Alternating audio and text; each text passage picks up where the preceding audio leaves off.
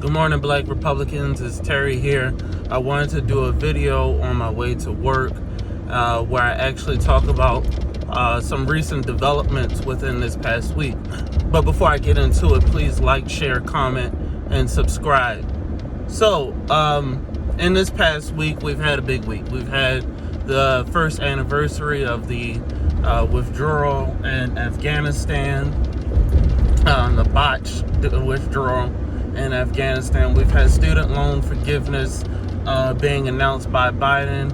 There was also a very, very, very bad storm down in Dallas that also hit Mississippi. And so you got flooding in Dallas, flooding in Jackson, Mississippi, where there's no clean water. And also Biden announced a policing plan. All this is happening while the Congressional Black Caucus and one of its most vocal members, her name is Sheila Jackson Lee. She's also happens to be chairperson of the Pakistan caucus in Congress. And so I can't understand for the life of me why she thinks that it's important that as all these crises are unfolding here in America, why she thinks it's important that as chair of the Pakistan caucus that we focus on Pakistan and giving funding to them to help them with a monsoon and flooding that has happened in their country. And yes, it's affected 33 million people over there, but you also have people in Jackson, Mississippi, and Dallas without a home, shelter, food, anything right now.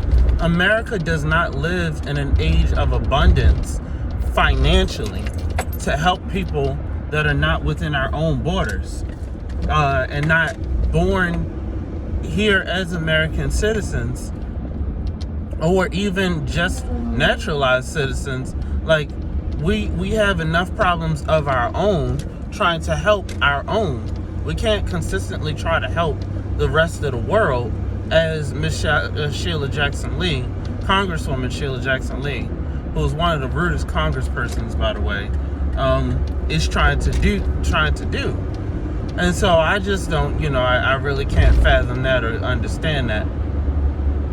The other thing that's happening is that you got Republicans who are too busy focused on abolishing the FBI. Now, I don't think that that's a good idea. The FBI, while it did have nefarious purposes under J. Edgar Hoover, who was one of the biggest hypocrites out there, it also has some legitimate purposes in terms of national security. And I think that it should be continued. But the Republicans are throwing away this election, man. They're throwing away the election of something that should have been a red wave. They're throwing it away, and they're doing it by two things.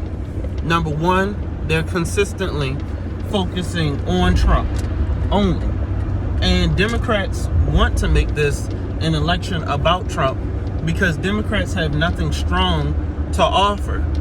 You look at the election of Glenn Youngkin down in 2021 and of, I think his name was John Cuccinelli or something like that, Cotrelli, whatever, up in New Jersey, where the guy in New Jersey, he didn't win, but he came really, really, really close, within the margin of error, beyond the margin of error. Like he came really, really close to winning. But then Glenn Youngkin, he won by focusing on, the main factors at play. It's the economy and it's education. And as Republicans, we have to focus on that if we want to win the elections coming up. But in too many of these battleground states, you have people focusing on identity politics. You have people focusing on everything else, including Trump, versus the things that, unite all Americans, which is jobs and the economy. And go after the voters who you think are going to vote for you and those who you do not think are going to vote for you. And so that's another thing. I want to talk about the Republican Party here in Maryland. I have not seen a lot of outreach on behalf of the Republican candidates inside, even Democratic strongholds, but also those that lean Republican. I've gone all around this state from Western Maryland all the way over to the Eastern Shore. I haven't really gone to Southern Maryland other than the Anne Arundel, southern part of Anne Arundel. And I'm not seeing any real movement with the Republican candidates. You know who I am seeing though? I'm seeing the Democratic nominees really push forward. And they are punching above their weight. And they're serious about this election. And Republicans are throwing it away. And so, let's go to another topic beyond the elections and the Pakistan thing. This student loan forgiveness is actually, I personally don't think I would benefit much.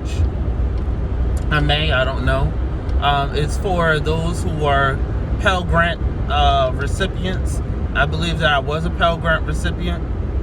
But it also is going to, you still have to, number one, apply. It's not automatic like the media is saying. You still have to go on the website and apply. Number two, it's going to add to the national debt, and that's according to the Penn Wharton budget management model. Okay, for they study the national budget and things that are proposed, and they say, okay, how is this going to affect America's bottom line? And quite frankly, it's going to add $1 trillion to the America's bottom line. You know what that means? That means inflation. That means that you got to get a financial planner. You got to get an attorney. You got to get people who are going to specialize in saving you some money. Because when the tax man comes knocking, you're going to have to answer that door. And you're going to have to answer an account for where the money reside, okay? There's a guy named Tyrone Keys who runs a channel called Soldiers of Finance. He's former military, and a financial planner. I highly recommend his work if you're in the Maryland area, Maryland, D.C. area to help. And on this show, he talks about how you can protect your financial assets and from a financial planning point of view. I, as a real estate lawyer, am not at the place where I feel comfortable giving advice in this medium just yet, but that's coming forward. Now, you want to be able to protect your assets. You want to be able to reduce your tax liability, but you're also going to want to have some savings and investments for the future, because inflation is an unspoken tax. It's a silent tax on American families. Now, what happens is as inflation goes up, your purchasing power goes down. So my wife and I, we were in Mexico this past month, and we were surprised at how the difference between the American dollar and the peso is. It's $27.50 of American dollars equated to like 550 pesos when we made one particular purchase. And I was like, good golly, Miss Molly, that was crazy. Well, that's standard practice over there because inflation has gotten so out of control. And we're looking at, when you destroy currency and you go after the fiat currency, and then you also look at the amount of culture wars that are happening, you're looking at a society being torn apart from the inside, and that's not cool. Things like this are spoken about in books like Color Communism and Common Sense and the Communist Manifesto. This is just, it's really disheartening to see what's happening in terms of this and this inflation and the culture wars and the number of natural disasters that our American government can't even respond to, adequately. And speaking of disasters, let's also talk about two things: crime and immigration. So when you cross the border illegally and you are claiming asylum, some of these people, they cross over illegally and they want to be caught, and it's in order to claim asylum. Well, what is happening is that more resources are being diverted to border control and to help asylum seekers versus are being, put into American schools. So here you go, you got schools like in Baltimore where you have 19 schools that get let out early because they have no air conditioning, but also you have streets that are not as safe anymore because you have crime that's happening. I happen to have a relative who was attacked and murdered by an undocumented illegal immigrant, okay? And that hurts your family. But beyond that, you look at the amount of resources that are happening and being diverted away from those in your own community, including towards police reform and crime control. And just look at Baltimore, for example. When the police pull back, you're having more issues. And you have Biden talking about, well, we're going to do a Safer America plan where we fund the police. He said, fund the police. And that's all great, fine, and dandy. But what are the accountability measures with funding the police? When you fund the police, as I believe you should fully fund police officers.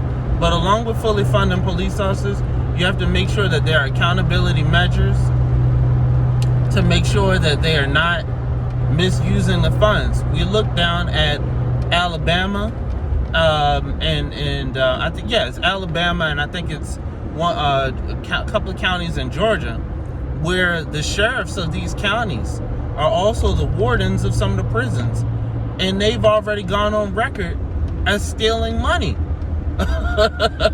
They're stealing money, and they're not doing enough crime and data reporting as they should be doing to make sure that we are meeting our goals of equality as a nation, equality and equal opportunity as a nation where all men are created equal and truly are equal. We are falling short of that, and that's because of mostly some of the police and agents of the state. So, we need Biden to tackle those things, and we need Sheila Jackson-Lee to focus on those things versus focusing on Pakistan and Ukraine and, individuals who are not Americans. And actually, Biden White House just asked that the Supreme Court not take up a citizenship case to birthright citizenship. And I wonder if he's concerned that there are a swath of Americans that might lose out on that. I don't know. I know that that's a 14th Amendment issue. And as part of that, these amendments were made for American descendants of slavery, which constitute about 35 million Black American individuals and 7 million white American individuals. And so, current Americans, right? And so if that is the case, and it was created for, native-born legacy Americans, as Tucker Carlson calls it. I say just native-born Americans or whatever. Then it should apply to those individuals and should sparingly be applied to others. Anyways, guys, that's the video. Please like, share, comment, and subscribe. Please help me boost the likes to this channel and subscriptions. Thanks. Bye.